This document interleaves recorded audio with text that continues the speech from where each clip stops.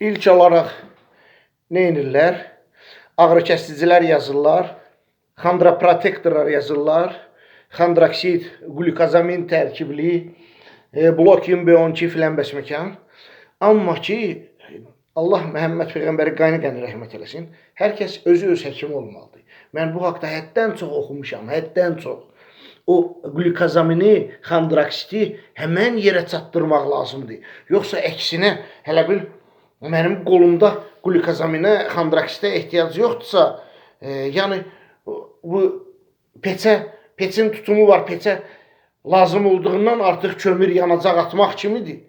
Onun immünovoy həmən hissəyə sən, belin o hissəsinə anlatmalısan ki, və onu da danışacağım ki, necə anlatmalısan ki, o xondroprotektoru, qlükozamini və yaxud da ki, əzələ korsetinin bərpa olunması məhz həmən hissəyə getsin. Yoxsa hələ ağrı kəsicisini vuracaqsan, bir gün saxlayacaq, sabahsı gün yenə ağrıyacaq.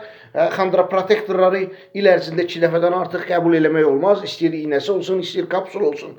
Yəni bu mexanizmə, kompüterə başa salmaq lazımdır ki, ağrıyan yer oradır.